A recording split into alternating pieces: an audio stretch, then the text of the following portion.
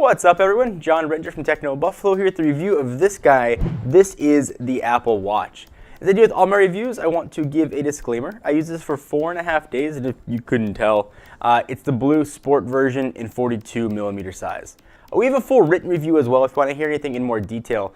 Todd, who wrote it, actually has some differing opinions on what I'm going to say, so if you want to hear another side of the coin, again, hit the link down below and check that out, and I'll talk about some of Todd's points as we go through the review. A few things to keep in mind when we talk about the Apple Watch. This is the first totally new product from Apple in quite a while, and the very first new OS from them since iOS first debuted in 2007. The format of this is going to be a lightning review. I'm just going to go through point-by-point questions I had and questions you guys had when I asked on Twitter and in the unboxing comments. First, my big one was battery. I was really concerned about it. We heard early reports before it was even announced that Apple was really struggling with battery. It's small. I fixed it and their teardown showed it was just a little bit bigger than 200 milliamp hours. It's actually really good. I had about 30 to 40% left by the time end of day came around. Take it off the charger around 7 a.m. It's always on my wrist until about 11 or so p.m. So able to easily get through a full day. You're going to want to charge it every day, but not an issue at all. Even on the first day, when I was really playing with it and using it heavily, I was still able to get through the full day without having to go into power reserve mode. So don't worry about that aspect of it. You'll be able to easily breeze through a day.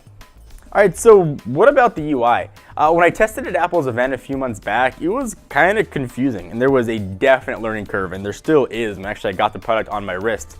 What does tapping do? What does pressing do? What does double tapping do? What does force touching do? There's a lot to learn here with the Apple Watch. And it's definitely the least intuitive of all of Apple's OSs. You give an iPhone to a toddler, they can figure out how to do things. Not so with this guy. But it's not to say it's not very capable. The icon screen where you go and navigate to find all your apps is a huge pain to navigate and find through. There's no real rhyme or reason to how they're ordered. You could rearrange things yourself, but you're oftentimes scrolling through or using the digital crown to find stuff. We'll talk a little bit more about the UI later, but it is capable and it does have a learning curve. This is a question you guys really want to know on Twitter about bands. It's certainly easily replaceable. You just sort of push a button on the back, slide it out, push a button on the other side, slide it out. Very easy. I haven't had any sort of discoloration at all on the Sport Band. It looks exactly like it did when I first got it. One feature in the watch that probably saves a lot of battery and works really well is when you raise it up, the screen turns on. When you put your wrist down, it turns off, and it does it very quickly and with almost 100% accuracy. I was actually really impressed with how well it did it and how well it knew that it was being raised and turned on. So no delay there at all. I didn't have to wait for it to turn on. It just worked as you'd expect.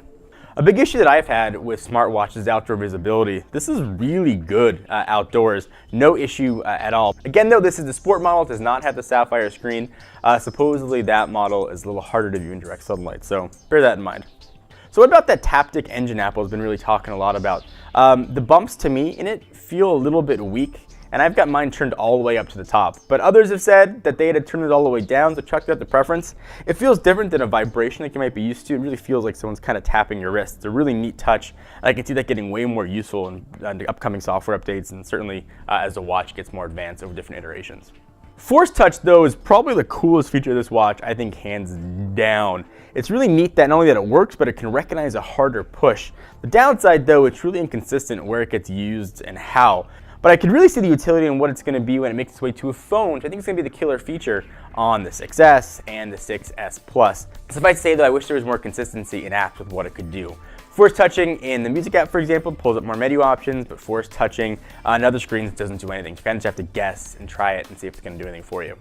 Glances are kind of like widgets on the watch, and they really come in handy. They're pretty customizable via the companion app. I almost use Glances more than I use actual apps because it's just easier to find than having to sort through apps or ask Siri to do it for me. And speaking of Siri, without a keyboard, you rely on Siri for almost everything. It does a really nice job filtering out background noise when you're trying to dictate a message or reply back to someone. There's a lot of people around you. I will say though, Siri was definitely on the slower side, and the more I use it, the more I begin to realize, yet again, how far behind Siri is versus its Google counterpart. All right, so what about waterproofing? It's a watch, it's probably gonna get a little bit wet. Apple doesn't necessarily claim waterproofing, but I took a chance and I just warmed mine in the shower, and I had zero issues at all. It's still working like it did from day one. There's been a ton of videos out there, people taking it in the pool, leaving it in water for 30 minutes, and no problems at all. So it's not officially waterproof, but if you just use it the way you would any other watch, maybe don't take it in the ocean. Even if you did, you'd probably be okay, but be smart about it. You're not gonna have any problems. Speaking about being smart, let's talk about scratches. It's pretty durable, but I didn't take a knife to it. I didn't see if it could withstand diamonds. You know, if you think about it as a product you're gonna wear, just again, be smart. If you bang it against the wall, you might get a scratch on it. It's made of aluminum and something on your wrist. It's not gonna be pristine through the entire life of it, and to expect it to be pristine is very, very silly. But in my 4.5 days, I've had no problems and no sign of wear or tear yet at all. So I promised I would talk about apps.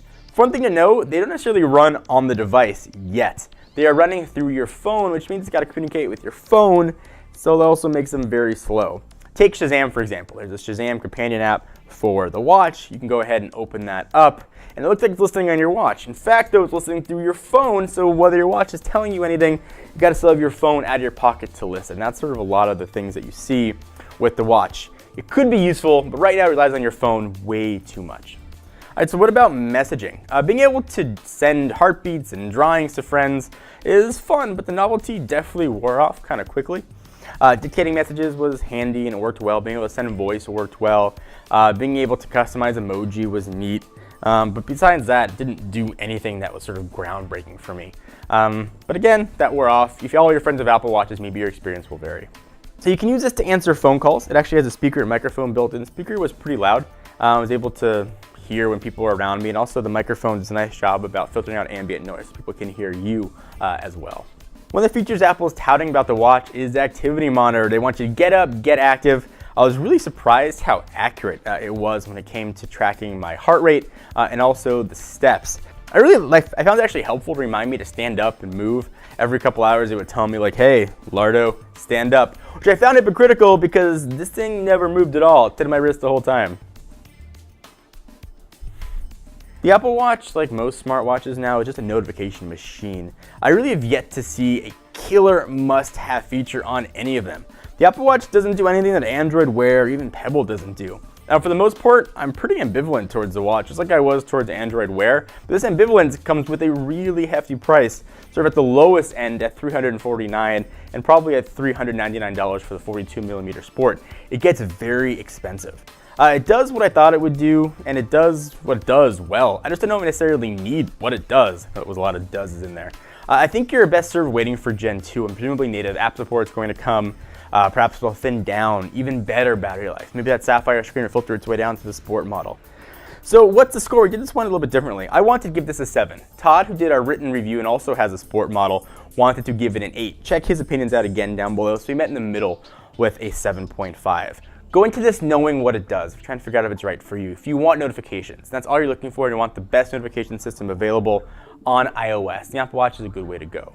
If you want more functionality, you want it to do more things, you want to see what the apps can do, you're better off waiting. See what developers can put out, see when native app support is going to come to the watch, and then make your decision. By that point, perhaps Gen 2 will already be out, and you'll get a more streamlined experience product than what you have now with Apple Watch 1.0. And you guys, thank you for watching. Do you agree, disagree? I'd really like to hear your thoughts on it. It's a pretty polarizing product, I know. Give the video a thumbs up. We always appreciate it. Until next time, I am John Rettinger from Techno Buffalo. Hit the big subscribe button for the latest Techno Buffalo videos almost every day. Until then, I'll see you guys next video. Bye-bye.